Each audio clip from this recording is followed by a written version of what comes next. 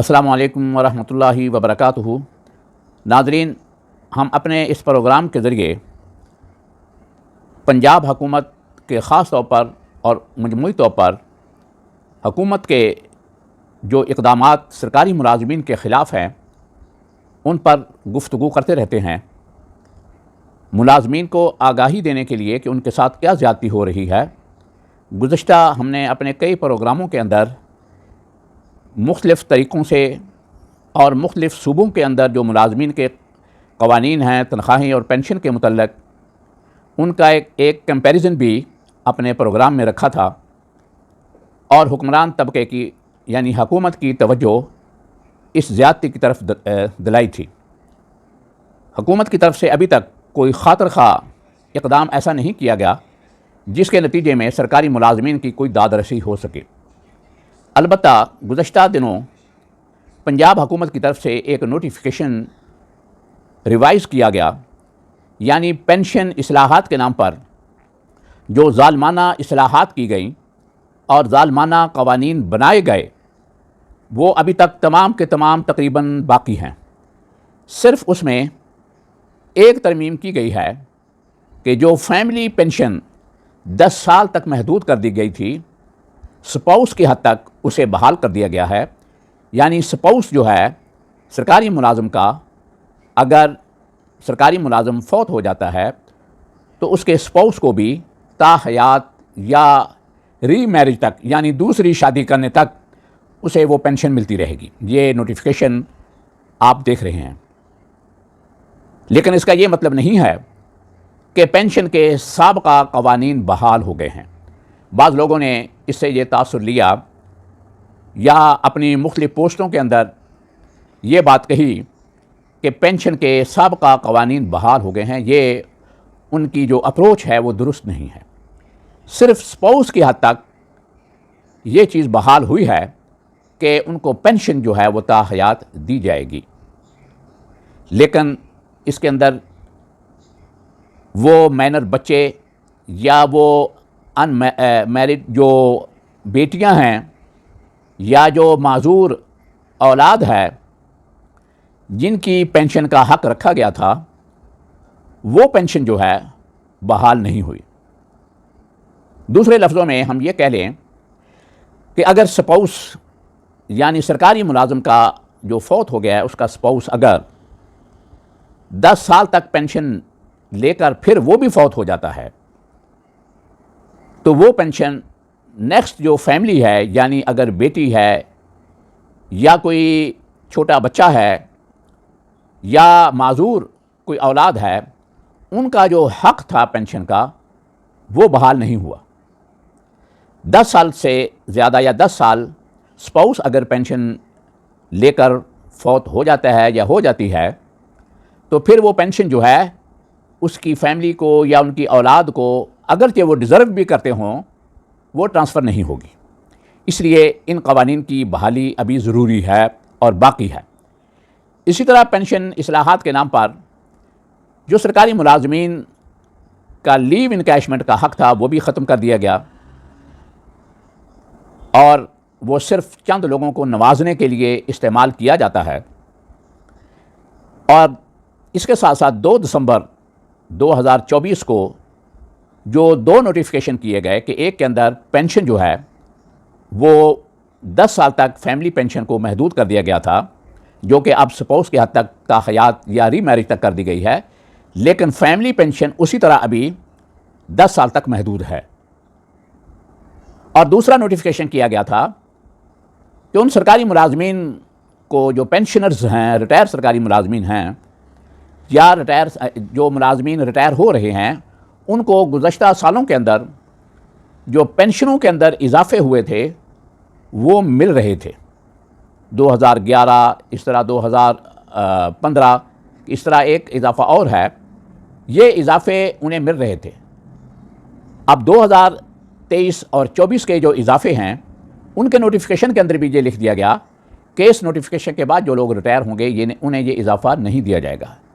یہ ایک غلط روایت قائم کی گئی ہے پنجاب گورنمنٹ کی طرف سے کہ ریٹائر ہونے والے سرکاری ملازمین کو جو گزشتہ اضافے ہیں پینشن کے اندر وہ نہیں دیے جاتے۔ جبکہ پورے پاکستان کے اندر تمام صوبوں کے اندر اور وفاق کے اندر یہ اضافے دیے جا رہے ہیں۔ اس لیے وفاق جو ہے 77% وفاق کے ملازمین جو ہیں وہ پنجاب سے زیادہ پینشن لے کر ریٹائر ہوتے ہیں، اور اسی طرح باقی صوبے جو ہیں، صوبہ سندھ ہے اور خیبر پختونخوا ہے، بلوچستان ہے، ان کے جو سرکاری ملازمین ہے وہ 55 یا 56 یعنی سندھ کے 56% ملازمین جو ہے وہ پینشن زیادہ لیتے ہیں۔ اور یہ تمام پینشن اصلاحات جو ظالمانہ کی گئی ہیں وہ صرف پنجاب کی طرف، پنجاب صوبے کے اندر ہی جو نون لیگ کی حکومت ہے اس نے کی ہیں۔ ان کی طرف توجہ دینے کی ضرورت ہے۔ سرکاری ملازمین احتجاج کر رہے ہیں۔ آج بھی لاہور کے اندر اگیگا کی چند تنظیموں کا ایک اجلاس ہوا جس کی صدارت جناب پروفیسر ندیم اشرفی صاحب نے کی۔ آپ دیکھ رہے ہیں کہ اس اجلاس کے اندر بھی حکومت کے ان اقدامات کی مذمت کی گئی اور مطالبہ کیا گیا کہ سرکاری ملازمین کے ساتھ جو ناانصافیاں کی جا رہی ہیں وہ بند کی جائیں۔ حکمران طبقے نے اپنی تنخواہوں اور دیگر مراعات کے اندر کئی 100 گنا اضافہ کیا ہے کہ جن کی تنخواہ 2-3 لاکھ روپے تھی وہ 20-21 لاکھ تک پہنچ گئی ہے ان کی تنخواہ۔ اس طرح ممبران پارلیمنٹ جو ہے ان کی تنخواہیں 1.5 لاکھ روپے سے 6-7 لاکھ روپیہ وہ ایک طرف بطور ممبر اسمبلی تنخواہیں اور مراعات لیتے ہیں، اور اس کے ساتھ ساتھ حکومتی جتنے بھی پارلیمنٹیرین ہوتے ہیں، جتنے بھی پارلیمنٹیرین ہیں وہ تقریباً ان سب کے پاس کوئی نہ کوئی سرکاری عہدہ بھی ضرور ہوتا ہے۔ بہت سے تو درجنوں کے حساب سے وزیر ہیں، پھر درجنوں کے حساب سے وزیر مملکت ہیں، پھر درجنوں کے حساب سے مشیر یعنی ایڈوائزر ہیں، پھر اسی طرح وہ مختلف کمپنیوں کے یا اداروں کے چیئرمین یا مختلف انہیں اسائنمنٹیں دی گئی ہیں۔ اس طرح وہ ان محکموں سے، ان اداروں سے بھی بے تحاشا مراعات لیتے ہیں اور ان کے وسائل بھی استعمال کرتے ہیں۔ ان کے جو ذرائع ہیں، وہاں کے جو وسائل ہیں، گاڑیاں ہیں، پٹرول ہے، دفاتر ہیں، بجلی ہے، دیگر اخراجات بھی وہاں سے وہ لیتے ہیں۔ اس طرح یہ کہا جائے گا کہ حکمران طبقے نے ایک قسم کا مختلف طریقوں سے ایک لوٹ مار کا بازار گرم کر رکھا ہے، اور جو اشرافیہ سرکاری ملازمین ہیں، جس طرح بیوروکریسی ہے یا دیگر مقتدرہ ادارے ہیں، ان کی تنخواہوں اور مراعات کے اندر بھی بے تحاشا اضافہ کیا گیا ہے۔ عدلیہ کی طرف اگر ہم دیکھ لیں کہ جن کی تنخواہیں 15 لاکھ روپے کے قریب تھی، ان کی تنخواہیں 30 لاکھ روپے کر دی گئی ہے، اور مراعات جو ہیں وہ الگ ہیں۔ ان کے گھروں کے بل اور ان کے پٹرول، گاڑیاں، ملازمین کے اخراجات الگ سے ہیں، یہ صرف تنخواہیں ہیں۔ تو اس طرح ملازمین کے اندر انتہائی مایوسی پائی جا رہی ہے، اور پنجاب کے اندر خاص طور پر ڈسپیرٹی الاؤنس بھی جو ہے وہ بھی نہیں دیا گیا کہ جس طرح اس کو دیا جانا چاہیے تھا۔ یعنی وہ انیشل پیپر دے دیا گیا، جبکہ وہ رننگ بیسک پیپر وفاق کے اندر دیا گیا ہے یا بعض دیگر جگہوں پر بھی، لیکن پنجاب کے اندر یہ زیادتی کی گئی ہے۔ اس لیے جو سرکاری ملازمین کی تنظیمیں ہیں ان کو مل بیٹھ کر ایسی چیزوں کی طرف توجہ دینی چاہیے جو تمام ملازمین کے مفادات کو کور کرتی ہوں۔ چند ملازمین کو مد نظر نہ رکھیں، بلکہ وہ لوگ جو ریٹائر ہو رہے ہیں یا ریٹائر ہو گئے ہیں یا جو ابھی سروس کر رہے ہیں، ان کی ریٹائرمنٹ میں کچھ وقت ہے، ان تمام کے مفادات کو مد نظر رکھتے ہوئے اپنے مطالبات کا ایک چارٹر تیار کریں، چارٹر آف ڈیمانڈ تیار کریں، اور وہ حکومت کے سامنے ایک سنجیدگی سے اور متفقہ پلیٹ فارم سے سامنے رکھیں، اور ملازمین کی تنظیموں کے درمیان جو دھڑے بندی ہے